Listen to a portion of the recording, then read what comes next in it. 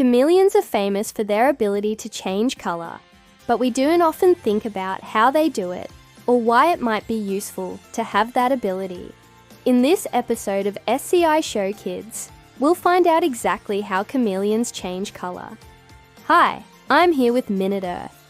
You probably already know that chameleons can change colour, but did you know that some can change colour in less than 20 minutes? That's as fast as me switching from one video game to another. But how do they do it so quickly?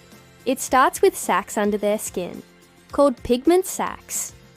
They're full of tiny little sacs that contain special colour cells, called chromatophores. Chromatophores literally mean colour cells. The Greek word chroma means colour, and phoros means to carry. Together they make colour carriers. Each chromatophore has sacs full of tiny sacs that contain either red, yellow, blue or orange pigments. And each chromatophore sac can expand or contract. When the sac is expanded, more of the pigment inside is visible. When the sac is contracted, less of the pigment is visible. And when there's more than one colour in the same area, the colours mix together. Just like when you mix paints, red and yellow make orange, blue and yellow make green, and red and blue make purple. But hold on. How do the cells change colours in the first place? And how does the chameleon control which cells are expanded or contracted? Well, the chameleon's brain sends signals down its spinal cord to a collection of nerves that run alongside the chameleon's spine. Those nerves connect to the pigment sacs through stacks of flat cells, called intermediate cells. The chameleon's brain basically has a direct connection to its skin. The brain sends out different signals, depending on what colours need to be shown, and those signals tell the intermediate cells whether they should get excited, which causes the pigment sacs to expand and reveal the colours, or calm down, which causes the sacs to contract and hide the colours. Scientists don't know exactly what chemicals are used to send these messages, but they think it might involve the neurotransmitter acetylcholine, which your body uses to help control muscle movement. And why does it matter how the chameleon changes colours? Well, colour changing is not only super cool, it also helps chameleons survive. First, changing colour allows them to camouflage themselves. Chameleons live in lots of different environments, including rainforests and deserts, and they need to be able to blend in with their surroundings. If they didn't, they'd be easy prey for an eagle or a hawk or anything that wants to eat them. A chameleon's normal skin colour is usually pretty close to the colour of its environment, so when the chameleon expands the pigment sacs in its skin, it makes itself look even more like its surroundings. Second, being able to change colour helps chameleons communicate with each other.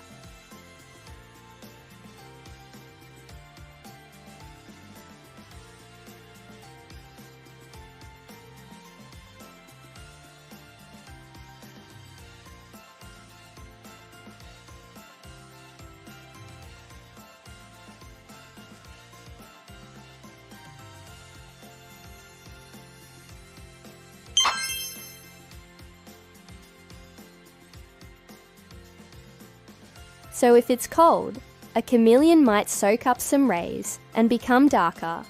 And if it's hot, it might try to stay cool by becoming lighter. Some people have even figured out how to use chameleons' colour-changing abilities to help them heal. In 2015, scientists found that chameleons' colour-changing abilities might help them heal faster from injuries like cuts and scrapes. The scientists weren't sure why this was the case, but they think it might have something to do with the colour changes helping the chameleons fight off infection or regulate their temperature while their wounds are healing. Okay, so now you know all about how chameleons change colour, but there's still a lot more to learn. There are over 200 species of chameleon, and scientists are still figuring out how all of them change colour. Plus, scientists have not discovered yet exactly what chemicals they use. to signal their color changes, or how all the different species use their color-changing abilities. If you want to learn more about chameleons or any of the stuff we talked about today, check out the links below. Now let's do a couple quick reviews of some amazing science books before we move on to our main event. The Magic School Bus in The Big Sneeze is an awesome book where Ms. Frizzle and her students go inside the human body to learn about germs and the immune system. As usual, they end up shrinking down to the size of a germ and ride one into the body. While inside, they encounter white blood cells, antibodies, and mucus. They learn that pathogens cause illness and that sneezing can help clear those pathogens from your body. Ultimately, they learn that getting sick is the best way for your body to learn how to fight future infections. Our bodies are crazy complicated, but this book breaks it down into small digestible chunks, making it easy for young readers to understand. We love that. The illustrations are engaging and informative, breaking up the text and adding more detail. This is a great book to read aloud with your kids or grandkids. I read it with my son, and he loved it. At the end, there are additional resources if you want to dig deeper. Dinosaurs, a very short introduction, is a fantastic book for budding paleontologists. The author, Dr. Emily Baldry, is a paleontologist herself. She currently studies at the University of Cambridge, and she wrote this book to share her love of dinosaurs with the world. In just over 100 pages, she covers everything from what paleontology is to how scientists learn about dinosaurs. She covers the Triassic period and talks about important dinosaur relatives like Eoraptor, Herrerasaurus, and Plateosaurus. She discusses what life was like when the asteroid struck and killed off the dinosaurs, and what happened after. And she explains the evidence that there may have been dinosaurs alive after the asteroid. The illustrations are colourful and informative. The author clearly knows her stuff, and she presents it in a way that's easy for young readers to digest. My daughter loves dinosaurs, and she loves learning new things. So needless to say, she thought this book was amazing. So now it's time for the main event, a book review of Turtles All the Way Down by John Green. I am a huge fan of John Green's books, and his Violet book did not disappoint. In fact, it might be my favourite thing he's ever written. The story follows 17-year-old Asa Holmes, who's struggling to get her life back on track. After she became ill her sophomore year of high school, she hasn't been to school since, and she's really struggling to do everyday tasks because of her illness. With her mind constantly stuck in a loop, Asa barely leaves her room. But then her mum tells her she needs to get her life together, or she'll cut her off financially. So Asa starts going back to school, and she slowly gets involved with two boys, and the mystery surrounding their neighbour, Mr. Divich. Mr. Divich is a rich man who disappeared one day without a trace.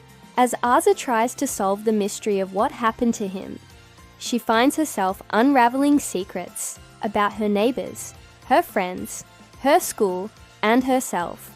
The book is so well written that it kept me on the edge of my seat the entire time, and the characters felt so real to me. Throughout the book, the main character grapples with mental illness and addiction, but ultimately learns to embrace her anxiety and depression as part of who she is. Although this is a serious topic, the book is still funny and hopeful. It explores the idea that despite our flaws and struggles, we can still be good people and make a difference in the world. Overall, I would highly recommend this book to anyone looking for a page-turner with a ton of heart. Thanks for watching, and see you next time.